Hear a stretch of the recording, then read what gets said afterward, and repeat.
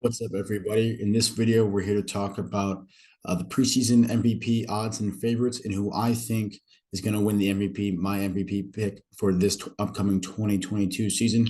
You probably have an idea in your head who you already think is going to be NFL MVP, but just know that no QB has ever won the MVP without also having the best record in their division. That being said, let's say you think Justin Herbert is going to win MVP. If you don't think the Chargers are going to win their division and they're not favored to, then it's probably not a good bet or probably not a good strategy to be picking Justin Herbert, for instance. So whoever you're aligning on your MVP, you also want to make sure you're lined up with and you truly believe that his team is going to win the division. So as I'm looking at a few of the seven of the eight divisions, two things stand out to me right away. It's that the Bills and the Buccaneers are both heavy favorites to win their division. The Packers being the only other team across football that is actually better than even money favorite to win the division. So right off the bat, I'm thinking, okay, if I'm trying to bet and pick who the MVP is, two good bets right away would automatically be Josh Allen and Tom Brady, as they have a pretty clear path to winning the division. Then, if you look at the odds, as according to FanDuel, for the NFL MVP, you see right there on top, Josh Allen is the favorite at plus 700, and Tom Brady close behind, tied for second at plus 800. So, what I'm going to do is take you through a few of these top odds quarterback to win the MVP, go through some pros and cons, and let you know who at the end of the video who I think the MVP is going to be, and let you know my bet for this season. So we're looking at Josh Allen first, the favorite at 7-1 odds. Not a lot of counts for this guy, definitely a lot of pros. He's improved every season. He keeps getting better. It seems like this might be the year he leads his team, the Bills, to the Super Bowl. Again, I just mentioned very easy path to divisional title. The only team seemingly that could take it would be the Dolphins, maybe the Patriots. I don't anticipate either one of those two teams with their quarterback play taking over the division lead. So I think the Bills, as long as Josh Allen's on the field, are a pretty safe bet to win that AFC East. Something that's very unique to Josh Allen among the other front runners for MVP is he's just as much a rushing threat as he is a passing threat. This entire offense runs through Josh Allen. They virtually have no run game outside of Josh Allen. I believe he's their leading passer. Obviously, he's their leading passer, and he's their leading rusher as well, certainly in terms of touchdowns as well. That's huge, as this guy can really do it all. Josh Allen, the last 2 years, has had over 40 total touchdowns when you combine rushing and passing. Very impressive. And I would, as long as he's playing all 17 games this year, can almost guarantee he does that again.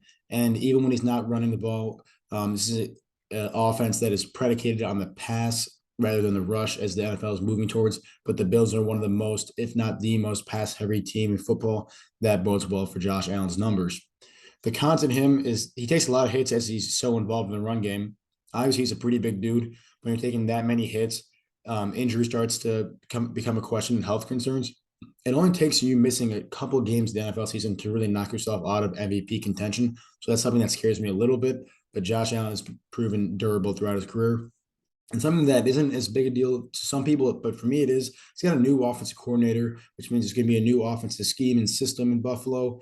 That always concerns me a little bit because these odds and this Bills predictions are all based on what we've seen before. But this Bills team we're going to see in 2022 is not going to be the same, at least conceptually, in the way they play football than the teams in the past. So I think always a change in leadership and a change of the brain trust in any team, especially a position as important as offensive coordinator, especially when the Bills head coach is a defensive minded guy.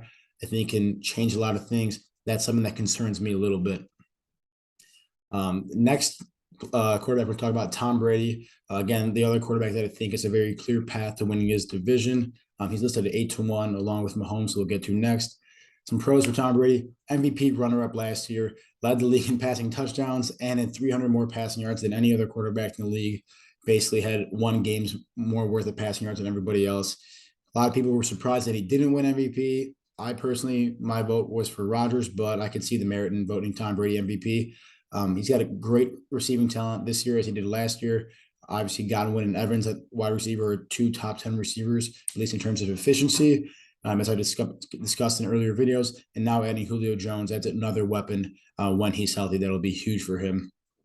Heavy favorite to win the division. I mentioned that you're not going to win MVP if you don't win the division. So that's something that's in Tom Brady's favor. I would be shocked if the Buccaneers don't win the division as long as Tom Brady's out there every game. And again, you could make the argument that he was going to win it, could have won it last year and walked off. I think part of the reason came back this year is because he either wants to walk off an MVP or a Super Bowl champion. I got a feeling he's got a very realistic chance to do both this year. But constant Tom Brady, he's old, he's 45. I don't think that matters that much. Some people it might matter. Just trying to knock the guy in some way.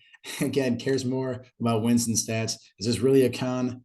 I don't think so. But this guy's going to do whatever it takes to win, and it doesn't always mean light up the scoreboard with passing yards and passing touchdowns. He's okay with handing the ball off 100 times a game if it means he's going to win. Doesn't really matter because even last year he led the league in touchdowns and passing yards. So don't be surprised if he does it again.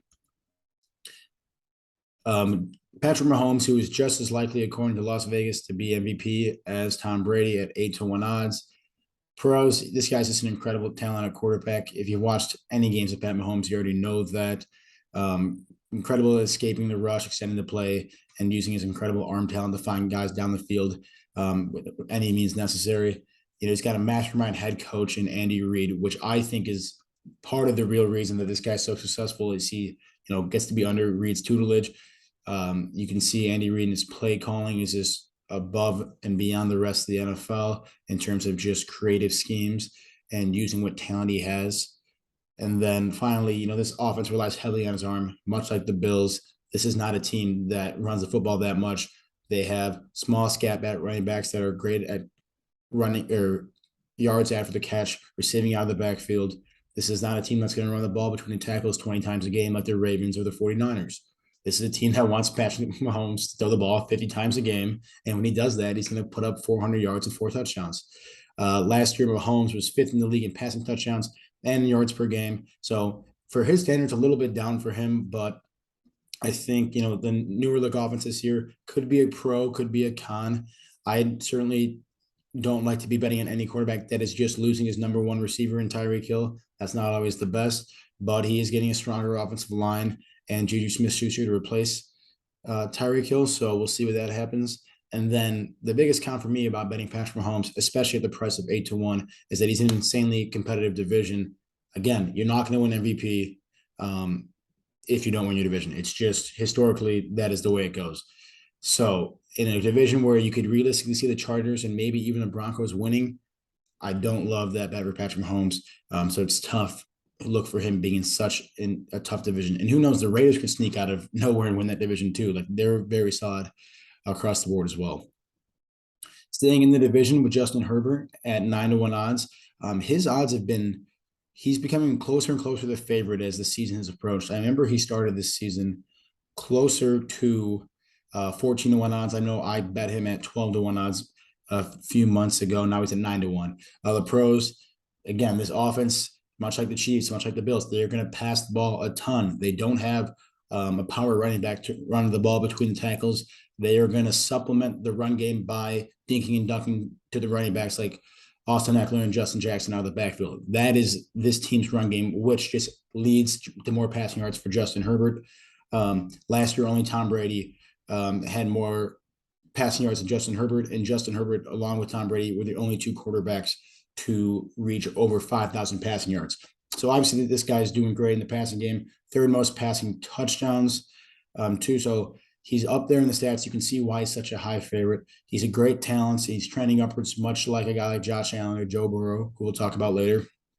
And something that I think is going to help them, at least in terms of winning the division and getting the ball in Herbert's hands more, is they have a much improved defense with additions like Khalil Mack, J.C. Jackson, and then Derwin James coming back from injury. Better defense means more time on offense for Justin Herbert to put up more stats and his offense that loves to go vertical and throw the ball deep.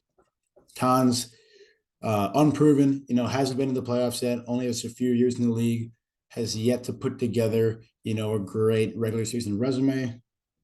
And part of that reason is because the Chargers love to choke games and blow them away in the fourth quarter. It's worth noting that no team has more fourth quarter points than the Chargers, so it helps them.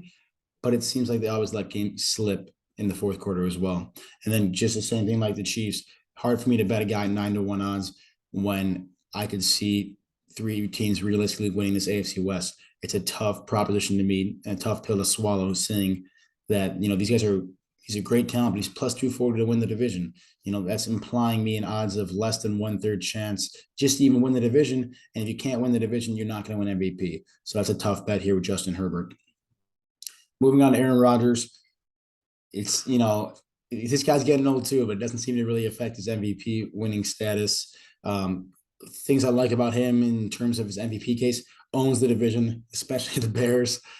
This guy will, I don't think he's going to have any problem winning the NFC North again. I know the Vikings have an improved team, especially on offense, and people are looking for them to usurp the Packers as kings of the NFC North.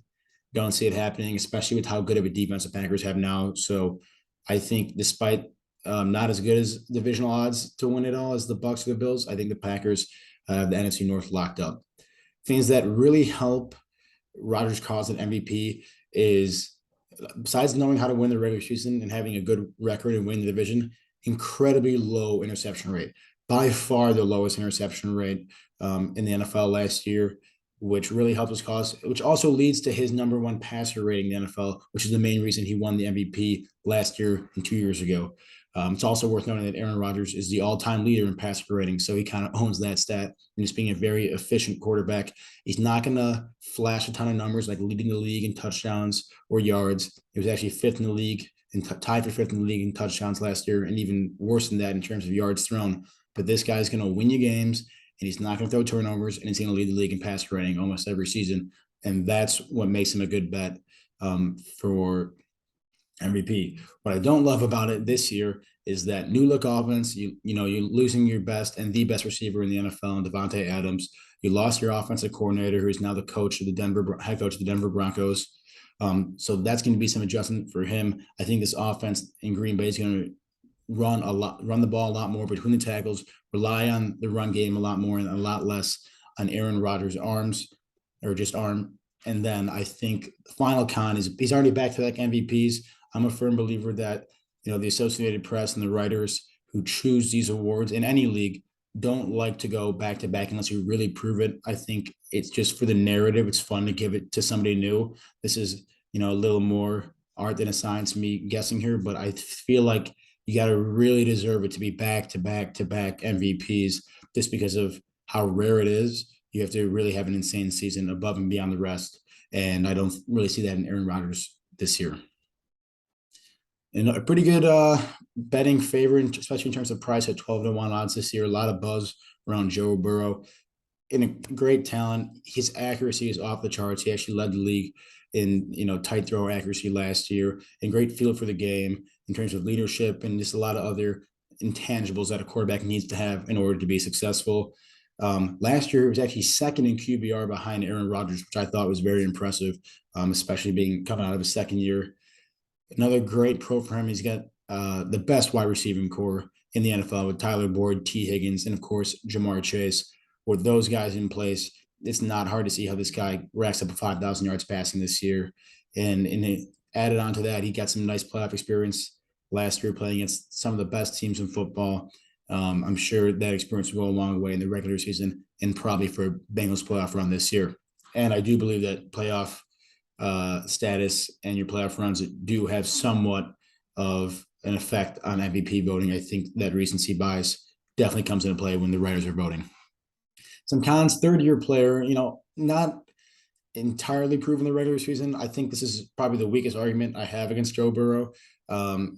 He's playing well beyond his age and his experience in the NFL. So that's not too big of a concern. But when you're going up against favorites like Mahomes, Brady, Rodgers, who've all been playing, and even Josh Allen to an extent, who've been playing for a while, the experience does have an impact, in my opinion. I don't think so much so in Joe Burrow's case. With that O-line, he really didn't have too much time in the pocket last year, and that affected him, especially his health, taking all those hits. The Bengals definitely looking to protect their franchise quarterback, heavily invested in that O-line. So, again, not too much of a concern. And then he was the real kicker, not the favorite to win the division. I personally am of the belief that the Ravens are going to win this division this year. And if they do, that basically disqualifies Joe Burrow to be MVP. That being said, if you think that I'm wrong and you think the Bengals are going to win the division, I think that Joe Burrow at 12-1 odds is a pretty solid bet, given the lack of cons that I actually have against him. I think he's going to have a great year. It's just that if he doesn't win the division, then, which I don't think he is, then I don't think he's going to win. And the final quarterback we'll talk about exclusively is Dak Prescott. Same price as Joe Burrow at 12-1 odds. Things that are good about Dak Prescott, he's in a completely pass-heavy offense under, Kellen Moore calling plays. Always the top 5 in passing yards and passing touchdowns last year. Got a great O-line to protect him. Puts up huge numbers as a result of that passing attack. What I don't like about Dak Prescott, besides the 12-1 odds, which I don't think is very good, losing Amari Cooper, a big piece of that offense, turns the ball over a lot, which always is going to impact people's perceptions of you, impacts your ability to win games, and then it's going to impact your QBR a lot too, which everyone looks at. And finally, tough divisional race. Just like I said about the Bengals, I don't think the Cowboys are going to win the division this year. Despite being a favorite, albeit by a very small margin over the Eagles, I think this is the Eagles' division to win now. I don't think that the Cowboys have it in them this year, especially with the loss they had in Amari Cooper at offense and how turnover dependent their defense was last year. I don't think they're going to be able to replicate that.